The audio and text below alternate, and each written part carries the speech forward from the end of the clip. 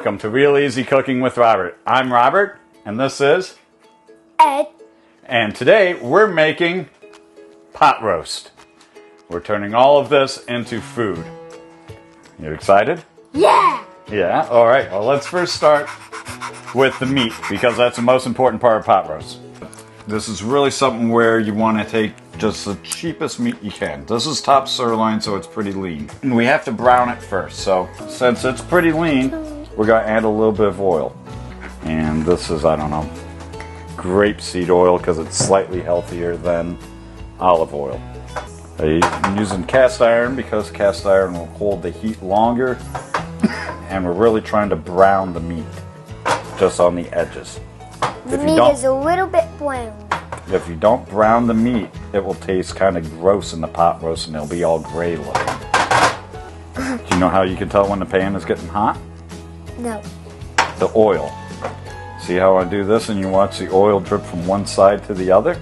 Yeah. The speed in which the oil moves across the pan and the thickness of it tells you how hot the pan is. Okay, here you can just see the pattern in the oil. Can you see that? There's a pattern shape. That's because the burner underneath makes slightly colder spots, and so the oil separates. And that separating lets you know that the pan's getting hot. Now, we have to put the meat in the pan and brown it. Pretty juicy. We start on the sides, and the best way is just to hold it upright and let it stick and burn. Yes, you do get splattered some. You do have tongs because this one is splattering a lot. Did not use the splatter screen because it's too tall, so yeah, wife's going to be mad at the mess this is going to make. You find that funny, huh? I'll brown it some more on that side too. It was just starting to stick on the pan. I had to move it real quick. So the carrots, first thing to do with carrots is you cut the top off. We're going to cut them a little taller because you wanted to replant them and see them grow. So yeah. So we'll save you a little extra carrot on these ones. Save the top inch or so, and we'll put that in water, and these will grow into whole new carrots. Maybe. Last one just got soggy and... That's what you want to do to the meat. Yeah. You want to add some browning to the meat. That will add a lot of flavor later on. Carrots take a long time to cook, so they should go at the bottom of your pot roast. You come into large chunks, like that, or smaller even, if you like them smaller. But I find if you come too small, then they get mushy when you cook them. So large chunks, they're easier to fish out of the bottom. Throw them in the bottom of the pot first, like little logs. You just arrange them in there. Like Lincoln logs? Yes. We have it running on absolute high. As hot as it can run for the stove. Put celery on top. Cut the base off. You want to grow some celery too? Yep. There we go. We won't yeet this then. We'll save that. The tops, cut them off. Yeet them. Oh, it's yes and no. See, here's where you can, if you make soups, these are great for flavor. I don't make soups, but this also contains between the top leaf and the end a lot of celery. So you pull back the two leaves, put the knife in right underneath, cut it, and then snip off the top. And that's how we save. And that way you can save and use all of the useful food that you paid for. Don't yeet it all. Yes, it kind of looks overdone, burnt, and hard, but once it soaks in the crock pot, this brown is going to add a lot of flavor and it's going to become soft. So there'll be no hard parts in the meat. And bam, there's celery. Bang. Depending on the size and shape of your meat, sometimes I put it upright, sometimes I put it horizontal, sometimes they're more round. This one should fit upright, which means I can pack more potatoes in around the edges. I like these little red potatoes. Packing potatoes. If you don't have the little red potatoes, you can use big normal potatoes and cut them into like quarters. We don't want to add much. It's like about a cup. Beef juice. About like that. High and medium and just keeping it warm. You should never cook on just keeping it warm. It won't get hot enough to kill bacteria. Just put on high.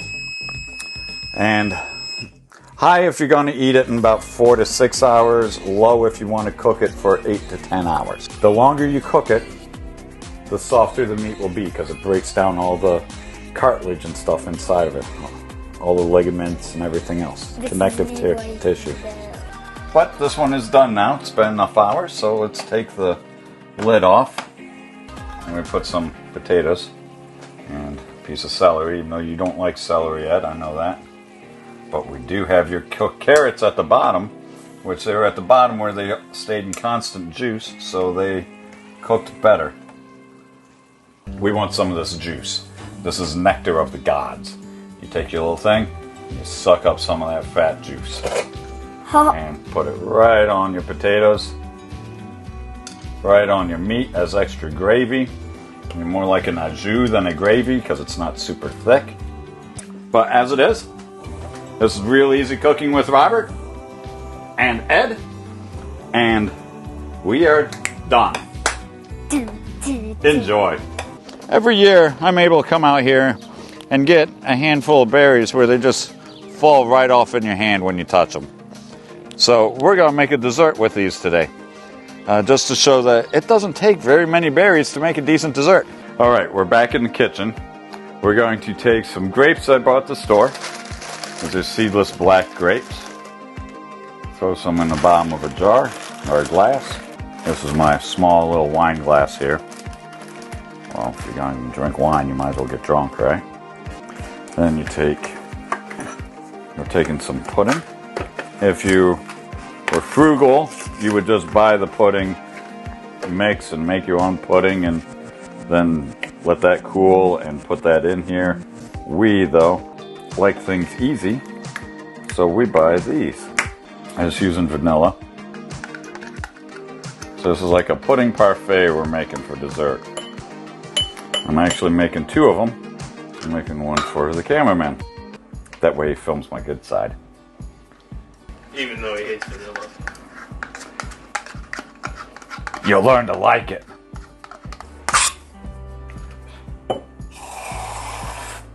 More pudding. More whipped cream. Well, heavy whipped cream, instant, yeah. You get the idea. Some grapes that totally do not look like deer turds. There you go. Well, I'm going to try mine. I'm sure there's tricks you can do, like adding a layer of vanilla wafers in between, break up cake, even a broken up Twinkie layer will keep the puddings from separating. But I don't like those cakes and heavy puddings in with my parfait. I like it just like this, just the good parts. Real Easy Cooking with Robert, and I'm done. Welcome to Real Easy Cooking with Robert. I am Robert, and today we are outside. It's a nice day, and I have one of these things. Now, when I got it, I didn't know how to cook in it. It's still not all that good. Didn't even know how to start the fire. That's what we're going to show you today. We got one of these. It's a chimney. It's for starting natural wood fires because only a savage uses charcoal briquettes. Okay, savage and maybe those that really like to get stomach cancer. These chimneys start with a little newspaper on the bottom. It's best to use actual newspaper, not the shiny ads, not the super thick stuff. You can buy one of these. They're like 20 bucks. Had to buy it when we were same place that sold the wood chips. Cowboy brand. Lump charcoal, they call it, because it's in big ass chunks of wood that's been done however they make charcoal. They actually burn it in a low oxygen environment. So they char it. You light the paper underneath, pick it up, light a few times. Maybe there's a better, more efficient way. I don't know it. This monkey only knows a couple ways to make things work. Now we can enjoy that smell. Smell like we were at a campfire all day. Covers up other smells. Yeah. In the meantime, we're gonna prep the steaks and get them ready for the grill. Yeah, it takes a little bit longer using lump charcoal as opposed to briquettes or gas grill or anything else. It does add a certain amount of flavor that you can't get from anything else. It's my second favorite way to cook a steak. I actually prefer to cook a steak on a cast iron skillet. The wife insists on the grill. So we have a grill. Problem is, this is really fucking hot then, so you want to make sure that you don't touch it, or the kids, or the dog, or... Okay, maybe the neighbor's cat, because who likes that? Here's one steak. Here's another steak. And now we let them cook. Go for some full-on char marks. There, it has that nice, beautiful redness from the smoke. That's not from being burnt. That's from the smoke.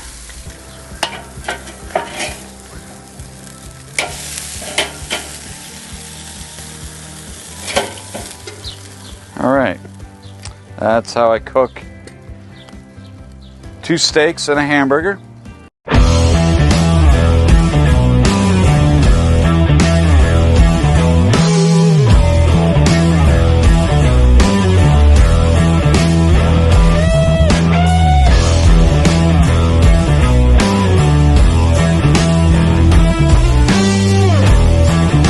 Making one for the cameraman. That way he films my good side.